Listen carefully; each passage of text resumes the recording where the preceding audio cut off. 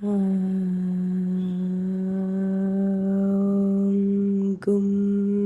Gurubhyo Namah.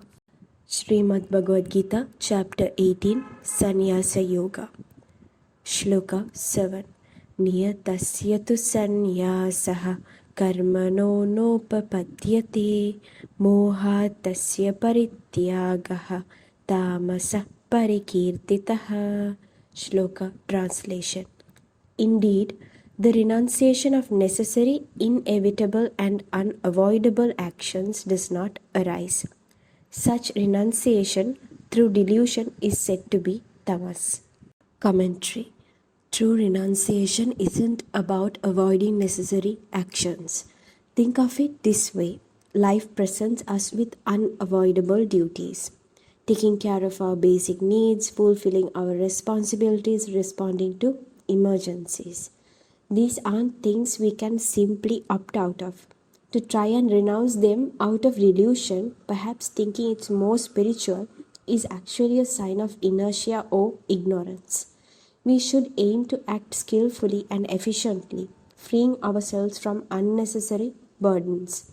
The problem is that it is very easy for us to fool ourselves. We might think we are being very spiritual, but we are in reality just avoiding our duties. Shloka 8.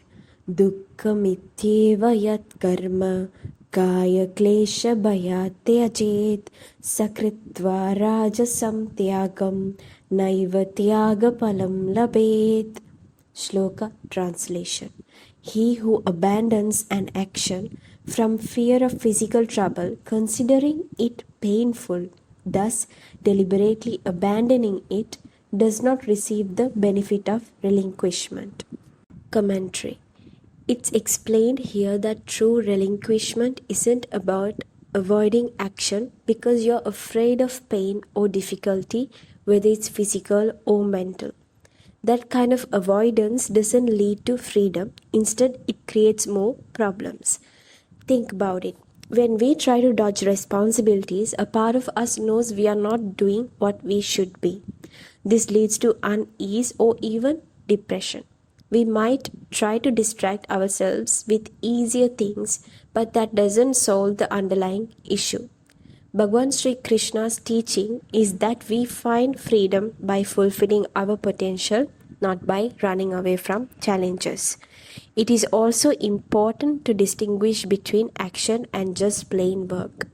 Some jobs can take us away from our true calling, and leaving them might actually free us to express our dharma.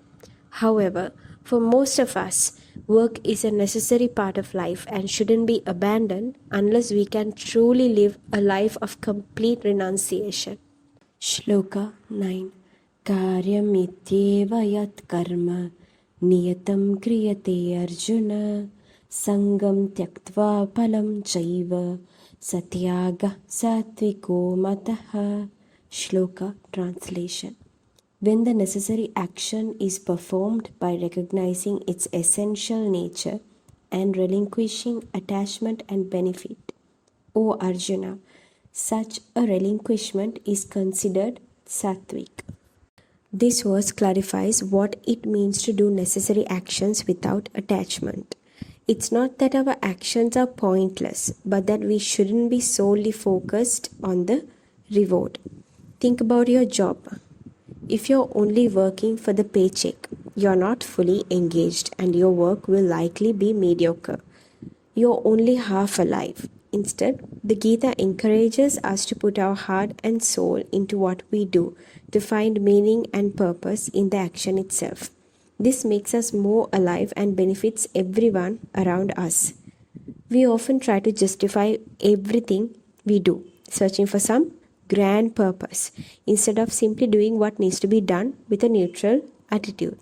We get caught up in our own rationalizations and can even look down on those who don't share our views. This distracts us from experiencing true freedom. Shloka 10. Nadveshtya kushalam karma kushalena anusajjate tyaji sattva samavishto Medavi chinna samshayah. Shloka translation.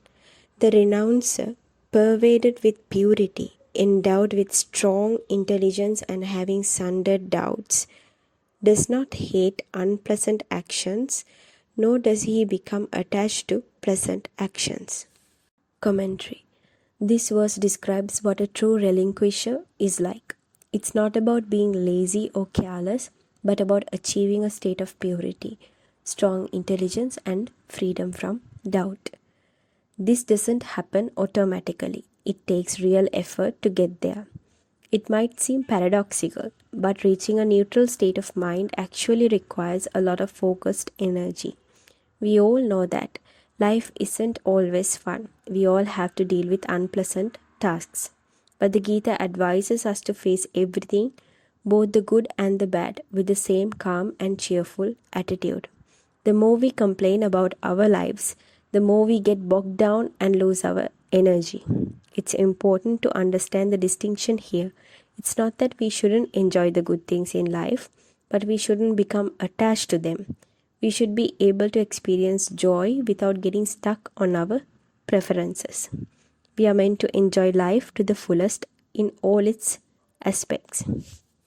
These verses are in Sanskrit and there are limitations in the language we are attempting to translate them into. Therefore, the translation may not be perfectly accurate in every instance. To gain a deeper understanding of any content that's been posted on this channel, you should present your questions to Guru and you will receive answers for them. This is the path of spiritual practice for our journey towards the Supreme. You can submit your questions by commenting below or by contacting us via this phone number +94 74 280 7193. May the blessings of the Guru be upon you all. Gum Gurupyo Namah.